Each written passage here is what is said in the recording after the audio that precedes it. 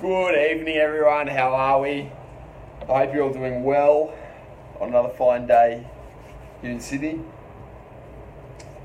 Today, we're going to be going over a slightly different topic, one which I haven't touched on in a while, which is neurotransmitters. It's one of the big passions of mine, one of the things I'm really super interested in. So I'm really keen to go over this and get into it with you guys, because there's a whole heap of information in there which explains why you crave foods, why you put on weight, why you can't diet, why you can't stick to it, why some people are better at going with diets than others, why some people can seemingly exercise and never get over, alright?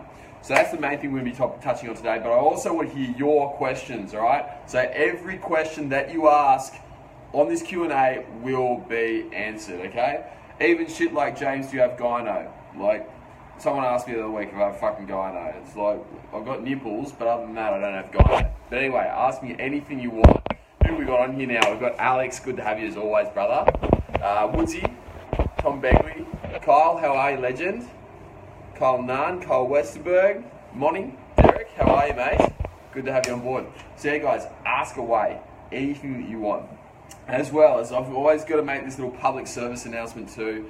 If you want to keep seeing these things, if you want to keep seeing these lives, you need to like or comment it, because otherwise old mate Zuckerberg is going to hide it on you and you're not going to be able to find it, alright?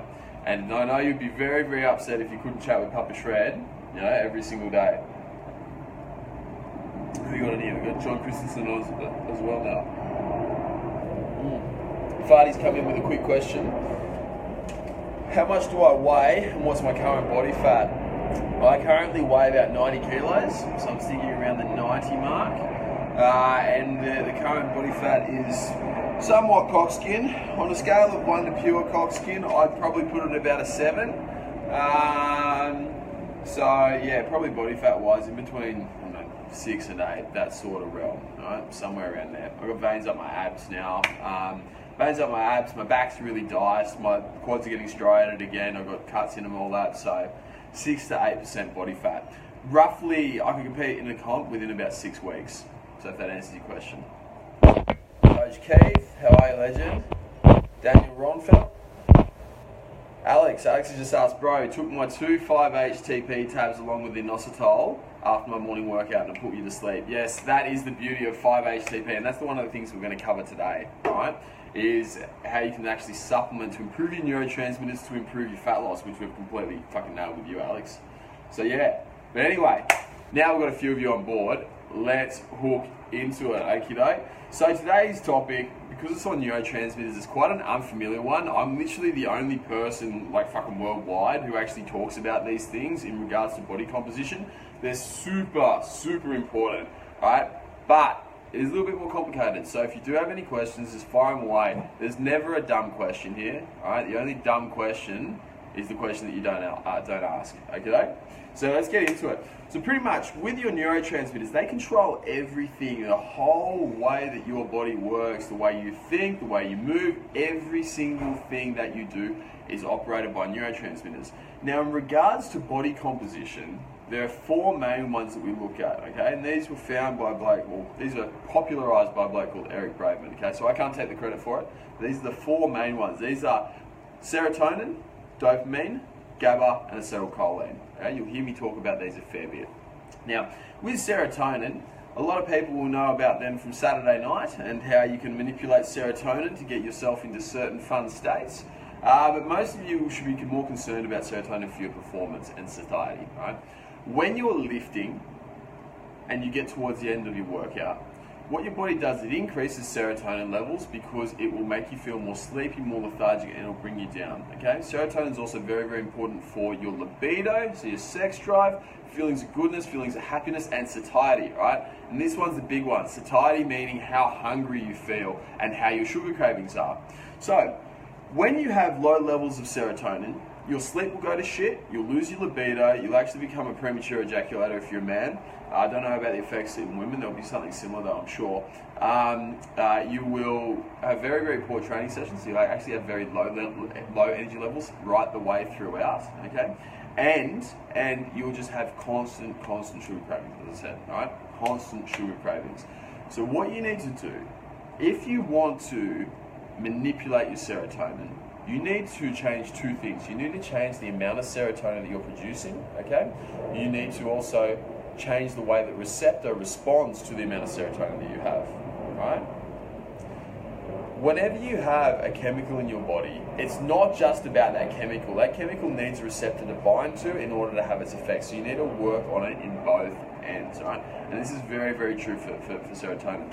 Now you'll see a lot of people actually get put onto antidepressants and serotonin type drugs when they have hectic cravings for foods, and then they also develop depression as a part of that. And so docs will then just go, say, here you go, have an SSRI. And what the SSRI does, it actually boosts the amount of serotonin in the body, okay? And then it actually makes the receptor shit itself. So if you try to come off the SSRIs, you've got shit receptor and then you have shit levels of serotonin at the same time. What we don't want to do is that. We do not want that at all, because you will feel like crap, right? Absolute crap. The thing that you want to do is you want to boost gently and slowly the amount of serotonin and the amount of receptor at the same time. So if you're somebody who is constantly craving food, right? So you're someone who's like, you literally look at a pastry down in the bakery and you're like, I'm gonna get that and I'm gonna eat it, all right? Then you're somebody who's gonna struggle with your serotonin levels, right? So you're not gonna have optimal serotonin levels. If you are constantly thinking about food throughout the whole day, if you literally can't help yourself when you see food, think about food, you're always thinking about food and that's all you do. If your Instagram is more donuts than selfies, you've probably got an issue with serotonin, okay? What you want to do with this is you want to start immediately supplementing with some 5-HTP. So you can take a little bit of that every single day, 100 up to 500 milligrams per day, and you'll feel way, way better, okay? The next thing you can do is start supplementing some inositol, right, throughout the day, just sipping on a little bit of inositol. This will increase the levels of serotonin in your body. On top of that too, there's another really wicked little thing called St. John's wort. Now you have to be very careful with St. John's wort, and I only use it in select cases, but what it does is it can actually help to somewhat potentiate the receptor. It is a monoamine oxidase inhibitor, or it works in conjunction in a similar way to them, and what it will do is it will boost the amount of serotonin and improve the receptor function at the same time, right? So if you are struggling with cravings, smash the serotonin supplementing serotonin supplements. It will help you in a huge, huge way. The next one is your dopamine. So while you might have cravings, okay, you always have the choice whether to put that food into your mouth or not. And that often comes down to motivation. How motivated are you to get lean? There are so many people, all the New Year's resolutioners, for example, shitloads of people who are like motivated for a week, and then after a week, they're like, yeah, nah, fuck that. Not really that bothered, to be perfectly honest, okay? What these people lack is dopamine, and it's not their fault, it's genetic, okay? It's genetic, it's not their fault, they're just, between you and I, they're just lower level people, right? Unlike you guys. But if you cannot stick to a plan, if you cannot visualize a goal and actually set about to achieve that goal, then you're gonna have lower levels of dopamine in your body. This really, really affects how fat you are. So if your dopamine levels are out of whack, you're not going to have the drive in order to the drive to stay on a meal plan, the drive to keep exercising. All right, makes sense? So you know how fat people, all right, excuse me for being politically incorrect, but fat people, I guess that's not too politically incorrect, because I don't even call them fat fucks. But if fat people or donut monsters, if they had higher levels of motivation, high levels of dopamine, they wouldn't be fat in the first place, because they'd be able to set their goal and achieve it and lose weight. But for you guys, when you get low levels of dopamine from overworking, from stress and all those sorts of things, it is going to hit you hard, and it is going to dramatically reduce your ability to comply with the plan. And that then is going to cause your body to acknowledge those feelings of cravings more. Let's be honest, as far as cravings go, we all get them. It's just that we choose not to take part of them. We choose not to have them. I walk past a bakery every single day and I see an apple pie there. I fucking love apple pie. I love apple pie. But I don't eat it because I'm like, well, you know what? I'd rather be shredded, to be perfectly honest. And so that level of dopamine is there, keeping me away from eating that shit. Right? So if you have low levels of dopamine, the easiest way to improve these is to start taking a little bit of theocrine. Right? That will just slightly bump it up. The next one is taking some tyrosine and taking some aniracetam or any other racetam. Right, they're illegal in Australia now, but you can get some, right, sneaky, from eBay and places like that. Some little risk takers do take it. Actually, I think it might be legal to import for personal use, all right? But yeah, so you want to make sure your dopamine levels are optimal. The next one is GABA. When you're GABA deficient, you feel like shit, all right? You don't sleep, you lose your sex drive, you lose your confidence, you cannot focus, all right? And you get cravings for crap all the time because GABA levels are traditionally dropped and they traditionally go down when you are in times of excessive stress and when you're in times of lower calorie intake, right? That is when the GABA levels drop. So if you have low levels of GABA, you need to fix that ASAP. Because when you have shit GABA, it sucks. Life is so much worse without GABA, right?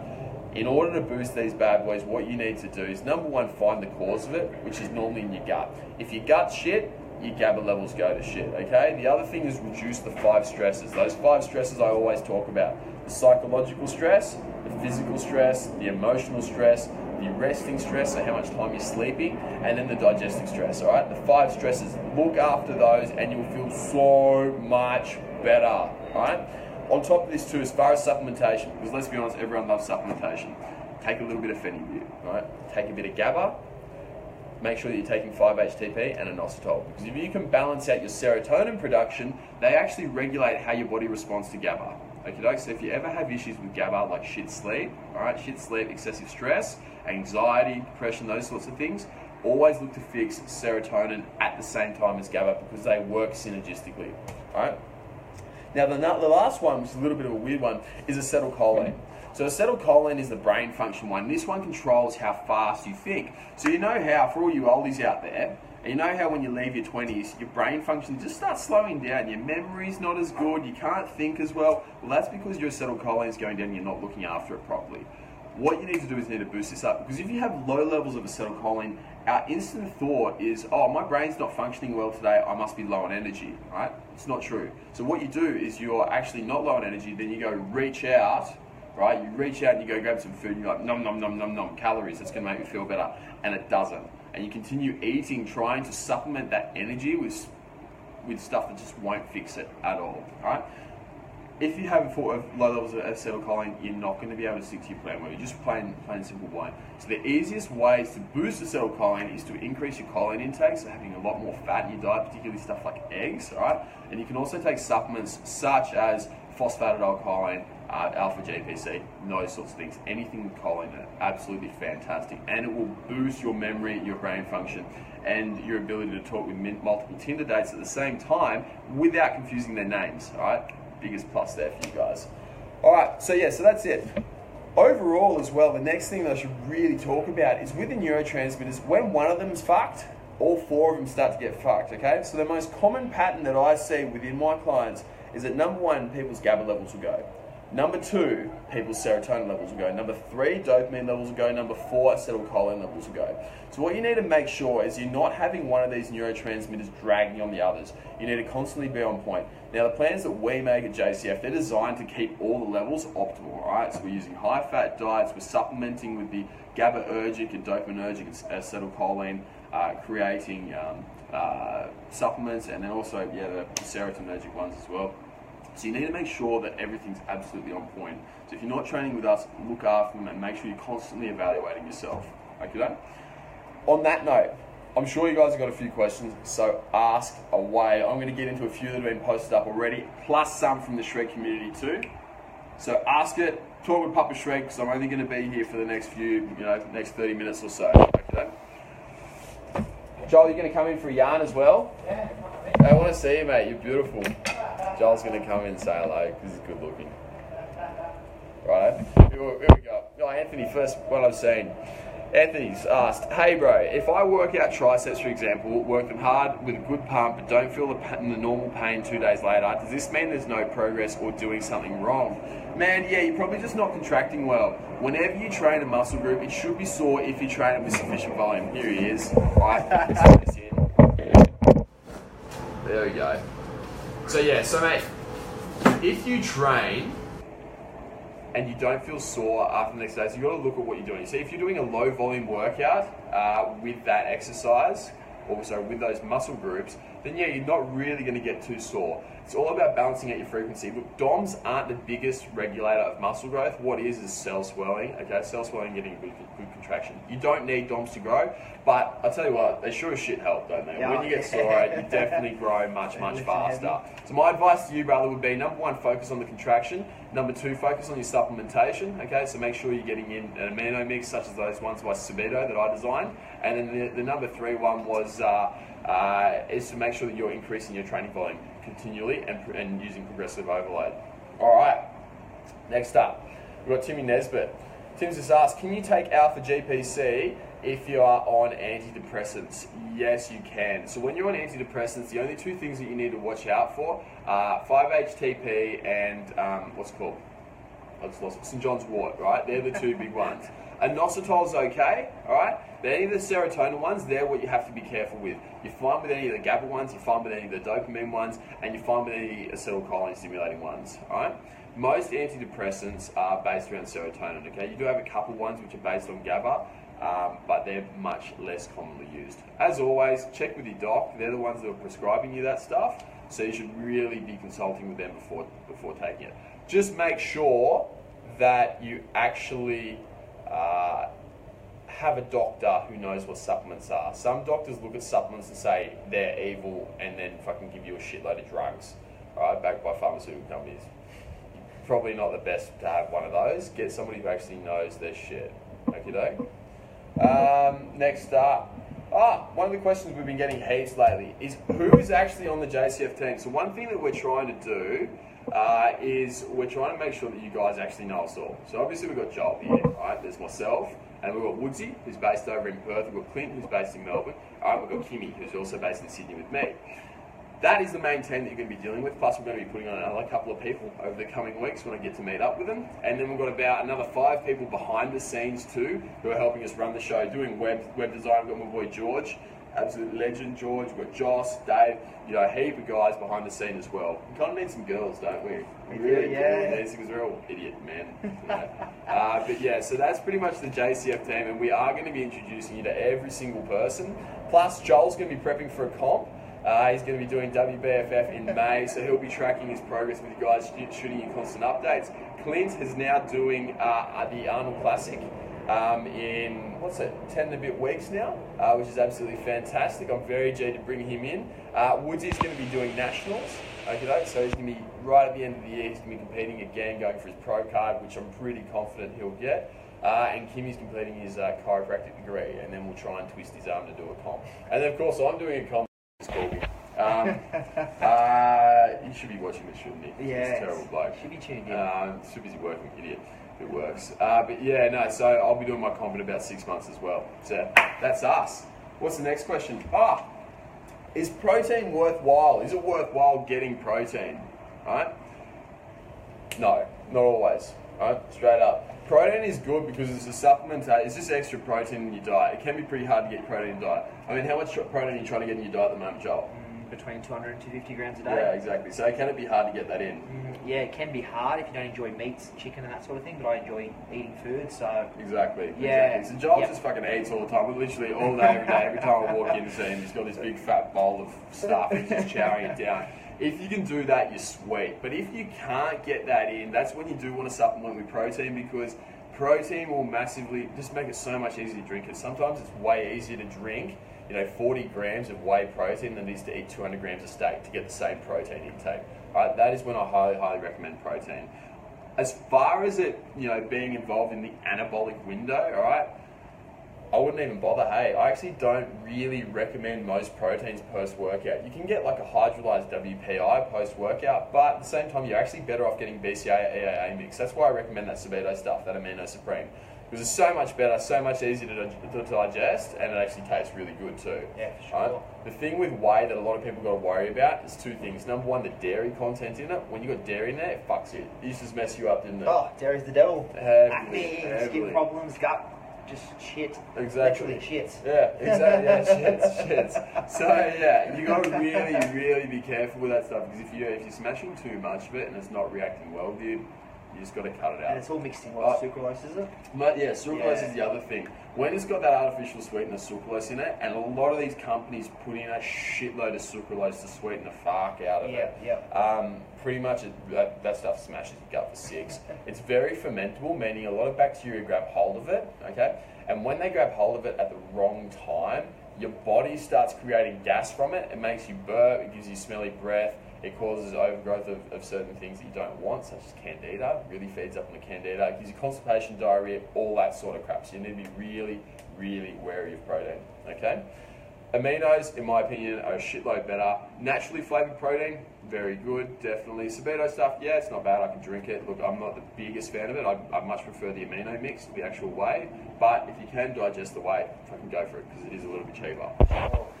Rightio, what we got? Anthony's just said, wish you guys were in Perth. Yeah, we are, brother. We are in Perth. In fact, I'm coming to Perth. Yeah, Woods is going to be in Perth. Woods in here.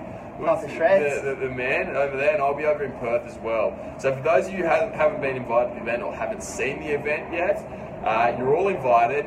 Every single person within our JCF community, all right, we're going to meet up. So I'm going to be over in Perth. I'm going to be at City Beach, over near Scarborough, isn't it? Yeah. We're going to be meeting over there. That's nice. Catching up on the beach, chilling out, talking lifting, talking nutrition, talking whatever you guys want. I'm going to be there from 10 till 12 this Saturday, all right? So if you're around Perth, pop on in and say hello. Next one, Anthony's just asked, what are your thoughts on pre-workout? I struggle without them, but heard that they're not good for you. What are your thoughts? Pre-workout itself, yeah. I think they're mixed with a lot of crap. So Shit. I think if you need a bit of a buzz and you can't G yourself up for a workout, then, maybe a bit of coffee. Exactly. Unless you get some antioxidants and I guess kind of buffers the caffeine. And I guess it kind of doesn't make you, feel like you're on cracker ice, scratching your face and, better Al-Anon. What's it like to be on cracker ice, Carl? Sorry, I don't know from experience. Just watch lots of movies, TV shows. Allegedly, it's like cracker ice. Yes.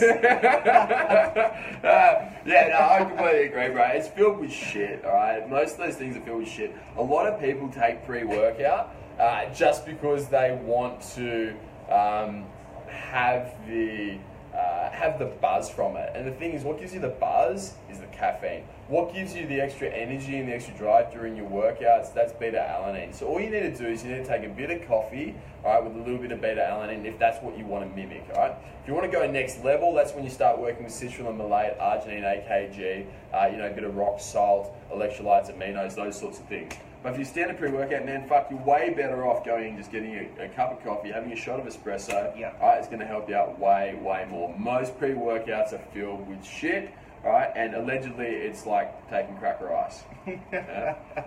And plus they cost through the roof, like $60-70 for a tub of what? 30 servings when you go get like a tub of coffee for $8? Yeah, exactly. You get hundreds of servings. Exactly, 100%. Yeah. John Arell's just suggested that you snort creatine and smelling salts. Not bad. I actually used to snort my pre-workout back in the day. I used to snort this stuff called methylcinephrine because back when research wasn't quite as good, it was touted as being the next big thing, the next really good thing. So I'd actually snort my synephrine and it fucked my nose up, like absolutely messed my nose up. So I wouldn't actually recommend doing that whatsoever. The smelling salts, however, can be really, really good.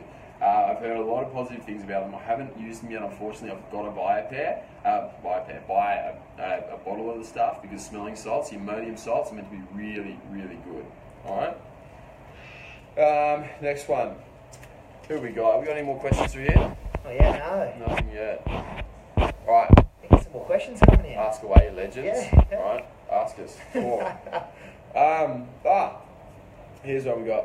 What is the anabolic window and do you need to utilise it, all right? So I assume most of you guys would have heard about the anabolic window at one stage in your life. You? Yeah. What are your thoughts? Go, shoot. Oh, back in the glory days when you used to take, a protein shake and you'd make sure, as soon as you finish that workout, first thing you got to do, knock open the protein shake, get it straight down, If you don't drink it within 30 minutes, you lose your gains. That was the old thought. Yeah, if you don't drink a protein shake within 30 minutes, you lose your gains. Whole day down the drain just because you could get it within 30 minutes. Depressing. Yeah, exactly. So what people used to think is that if you don't get some protein and some carbs in within 30 minutes, people would say, oh no, you won't make any gains. Bullshit, alright? You will still make gains if you don't have a protein shake, alright? And the next thought was that, can you optimize how the way your nutrients are partitioned? So can you optimize how much fat you lose and how much muscle you gain by taking certain supplements at certain times and getting a certain macronutrients in at certain times?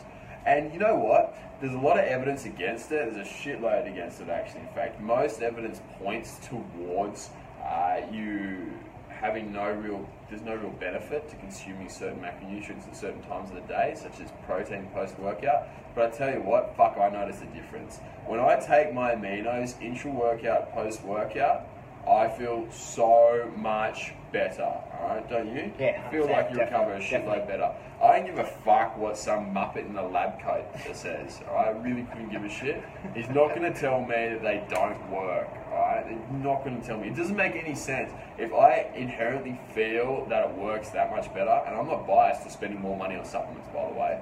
I want to spend the least amount of money possible because I'm fucking stingy.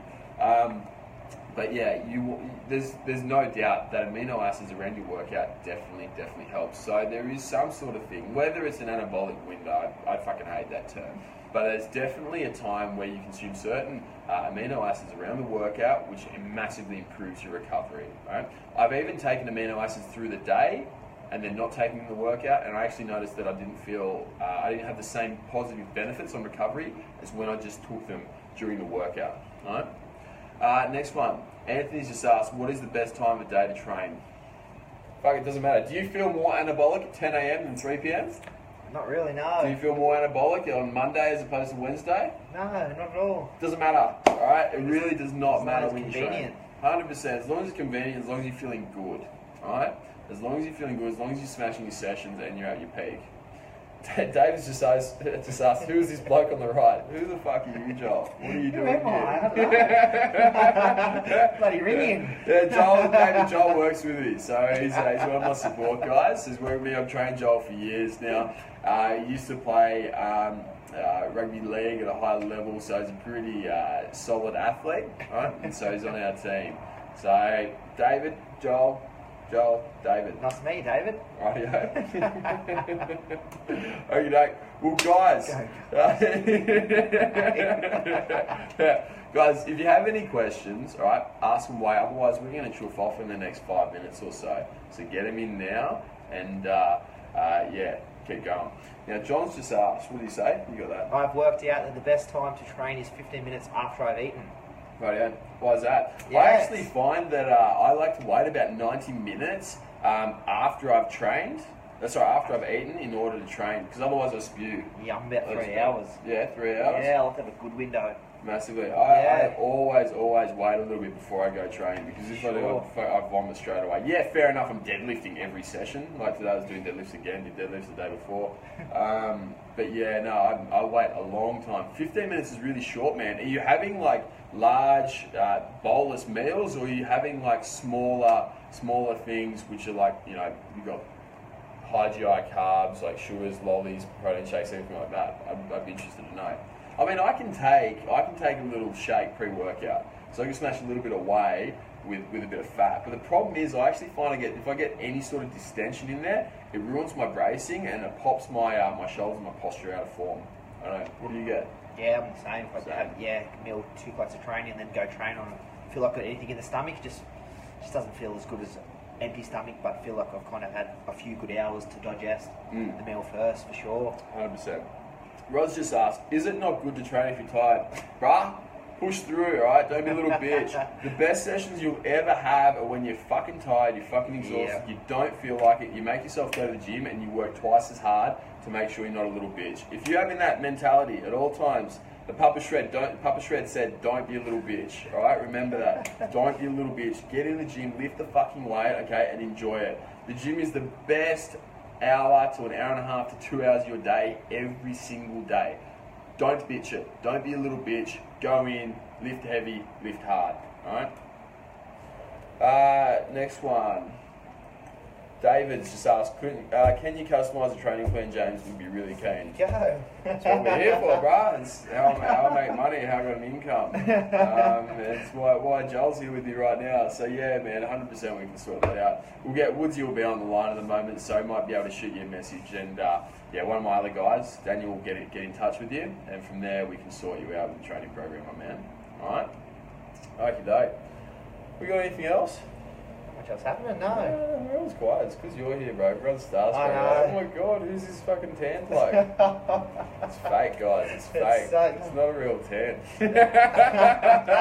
And you bleach your hair too. Yeah, I know. Yeah. Oh. Yeah. It looks good, man. It looks good. Just want to be like Tom Plants. Exactly. All right. Well, look, on that note, if there's nothing else that you guys want to go through, we'll sign off for tonight. If you need anything else, you know where to find us. Post up in the Shred community, post up on Facebook, whatever. We're here to help you out. All right? On that note, thank you very much for coming. Everyone who asked questions, appreciate it. Good to see you, and we'll see you next time. Enjoy your night. Cheers, legends.